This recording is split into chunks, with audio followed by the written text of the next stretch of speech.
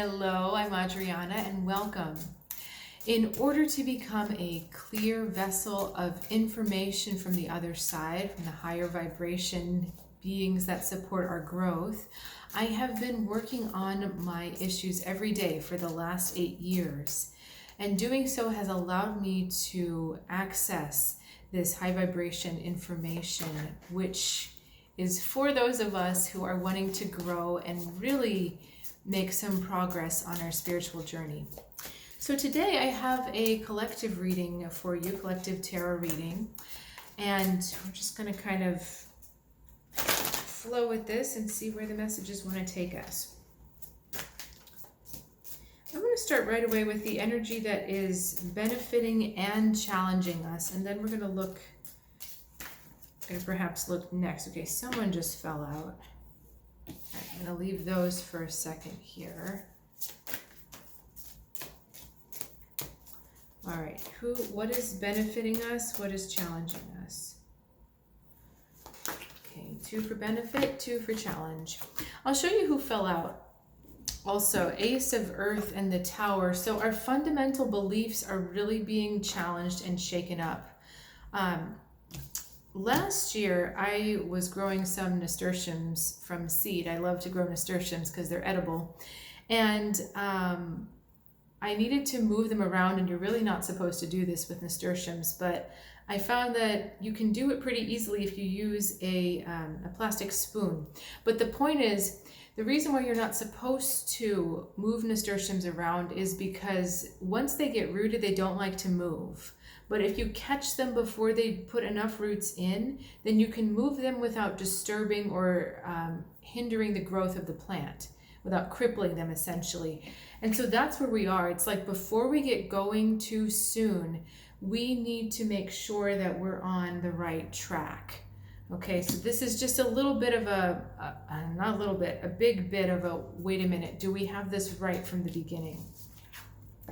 Okay, beneficial energies, Elder of Earth, 4 of Air. Okay, so meditation, as always, is really important at this time. Finding some quiet time so that you can tune into your inner answers. Doesn't have to be specific meditation. It could be just walking. It could be doing anything with your hands that's quiet, but something where your mind can just be even, where you can get into that space of neutrality and hopefully an empty mind. Now our Elder of Earth is saying that this is the time to also really visualize the things that we want to have happen. And this is interesting because the Elder is at the end of the journey of the Ace. So the Ace of Earth starts the journey, goes through 2, 3, 4, 5 of Earth, and then eventually gets to the Elder. And so it's the snake eating its tail. The end is the beginning. If we know what the end is, we can tell if we're doing the right thing in the beginning. All right, if I want to make an apple pie, why in the world would I cut up oranges instead of apples, right? So if I know what I'm making, then I know if I have the right ingredients. And so that's the metaphor for where we are. Spend a lot of time, because this is the beneficial energy from the universe. And so this is asking us to align with it. If you spend time really coming to terms with what you truly want and the things that you want to receive, how you really want to get there. I take that last statement back. It's not how you want to get there. It's what you want to receive, the kind of benefit you want to see in your life, the good things, the abundant, opulent things. What is it? And spend some time really thinking about that, really getting into yourself. And just a little extra thought. If you have been growing and changing on your journey, as those on the spiritual journey do, your desires also have to change. And so don't make the mistake of asking for old desires. If it no longer lights you up, if it no longer makes you feel excited to think about it, or I can't wait for this to get here. I mean, maybe that's part of it too. If you're not sure if the desire is outdated or not, imagine it landing on your doorstep tomorrow or later today with no effort from you. If it didn't take any effort from you, how would you feel about it? Would you still be excited? Or would you be like, oh, well, that's nice, but actually I'd really like this? Sifting through those kinds of thoughts. All right, now what is challenging us? Knight of Earth and the Empress. So we're blocking abundance here. Something in our stubborn attitudes, what we're not willing to let go of. What we're still holding on to as either part of our identity or part of what we need to be doing in our day. That is holding us back from receiving that abundance. So it's really interesting here, because what benefits us is thinking, Four of Swords, thinking about King of Earth, King of Pentacles, thinking about what that goal looks like. Oops. Well, now she's falling over. And then here our challenge is the earth connecting to the divine. Okay, so I do feel like, and again we've got a 4 on the other side, that we're holding on to an old desire, or we're holding on to an old practice. Maybe it's an old ritual that just doesn't hold true anymore, just doesn't ring true. And I do think this message is emphasized over and over here. Shake up something right now. Shake it up right now, because where you're headed is not where you want to go. So can you clarify a bit more? Should I stay in this deck? Can you clarify a bit more what it is that we're holding on to and what it is that we need to shake ourselves loose of?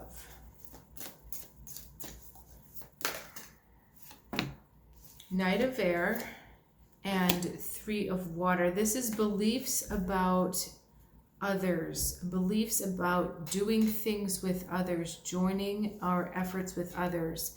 So Knight of Air also believes it knows better than other people. It can be a very arrogant energy if it lets it. But what does it mean specifically for us right now? This is about believing more in the community than more in yourself.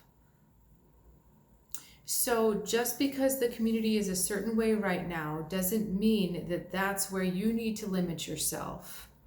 Okay, this is about believing in the individual as the power of change. And that is actually another way to interpret these cards here. The individual lays the seeds for immense change. And so you need to believe that even though you might be the only one, or even though nobody else resonates yet with what you're doing, you need to believe in the power of the individual to attract to you what it is that you truly desire to see.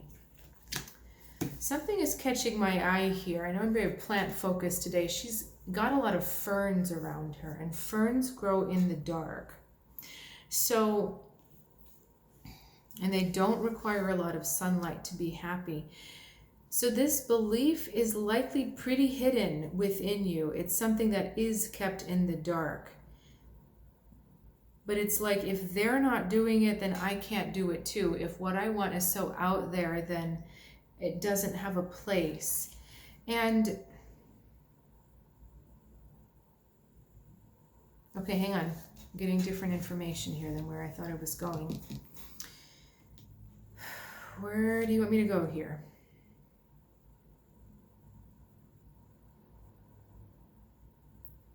Thoughts can truly change the world. They're saying do not underestimate the power of belief.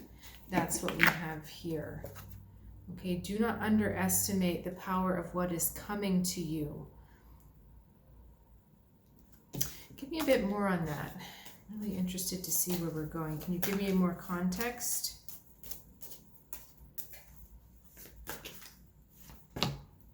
The World and the 7 of Water. I ask for context and they give me the world. Okay. The world around us. So much of the world can choose to be in a delusion. That's our seven of water. And we end up being in a delusion about our world. Our world is all about perception. And if you perceive that there is nothing in what is, then that is the world you create for yourself. I was just reading an article this morning on the intersection of quantum physics and psychology, and I was a physics major in college, and so that was a very interesting article to me. But it reminded me that reality doesn't exist until you observe it. That's kind of how quantum mechanics works, that everything, every single atom, so down to the small level, it exists in a million possibilities at once, but it's not until we look at it or observe it in some way that it coalesces into a reality. So if you're looking at your world around you and you're observing it a certain way, that's only one possibility for the way that that reality could form or be interpreted. Okay, so make sure that your fundamental beliefs about your reality are ones that support you. Do you think the environment around you truly supports your growth? Do you think it supports your ability to manifest what you want? How do you truly feel about the world? Is the world supportive? Is it against you? Does it cause you to work harder than you think you should have to work? How do you truly see the world? Because I feel like a lot of how we're seeing the world is not right. I think a lot of how we're seeing the world is too limited by the 3D, by the concrete, by what is there rather than what could be there. And actually, what is there? So this is kind of cool. What is really there in the world is actually just telling you what was possible. It's just saying, no, this isn't the only choice. This was one choice. So remember quantum mechanics. You've got infinite possibilities for any one thing. And just because someone tapped in at a certain moment and grabbed onto that particular energy, that's why we see it existing. So our existence is not telling us what reality is. It's telling us what certain possibilities were. It's showing us that, yeah, that was a possibility and I observed it, and that's why you see it here. You know, this glass has infinite possibilities of shape and size and color. This is only one of them, but it doesn't say this is the only possible glass. This is the way glasses are. It's just saying this is only one glass. So your world, even though you've seen it every single day, it's only one way that world could be. So let me get some advice here, because sometimes when you get too big, you lose the practical, right?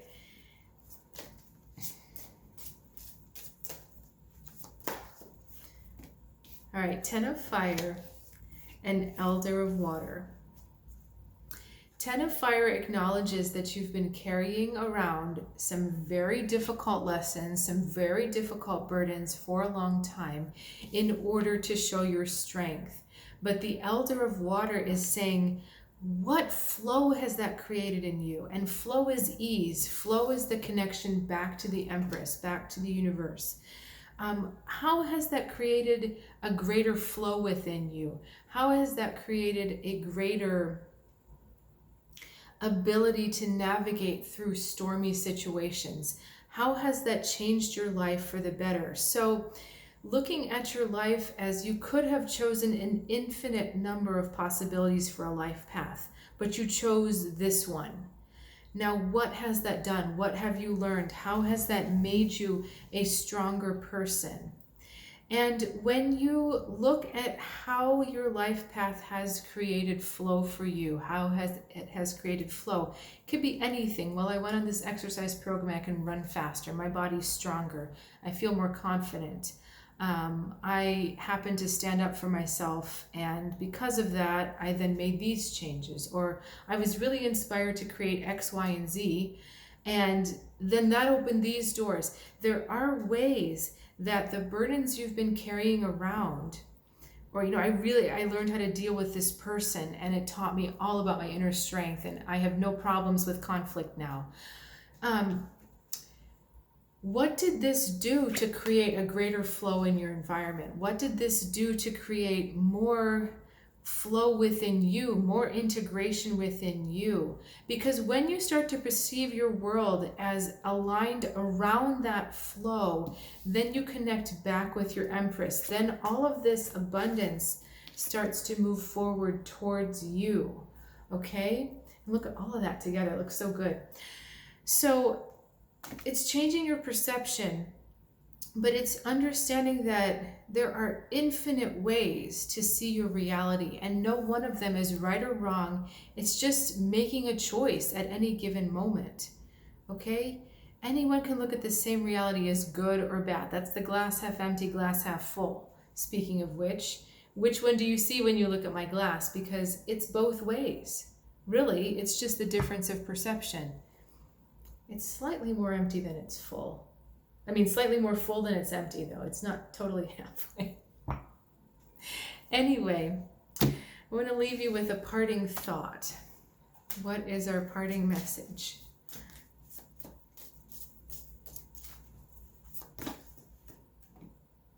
The Fool. So, what if you could look at your world with brand new eyes? Eyes that have never been jaded, eyes that have never been taken advantage of, eyes that have never been hurt, eyes that have never been through the pain of loss. What if you could look at your world through new eyes? That's what the Fool is saying. We've got tons of possibilities, including sweetness, the honey from the bees. We've also got the stingers from the bees. But we've got the chance for a new beginning, a fresh start. And this is all about allowing yourself to see your world through a different way that connects you more strongly to the energy behind everything that creates what is, the energy of flow. And when you can connect to that, and I think the reason why I'm coming back to the innocence of a child, everything I was asking you about here, when you come back to that innocence of a child, children, babies are very close to Source. Source is pure unconditional love, pure positive energy. So it is through that lens that we start to experience life, and then we choose the possibilities to describe our life. But what if you could go back? How would Source look at your life? How would positive energy look at your life? How would unconditional love look at your life? Knowing that every choice you made was acceptable. Every choice, everything that has happened to you is for an important reason. How then would you look at your life? Thanks so much for joining me, and I'll see you again soon.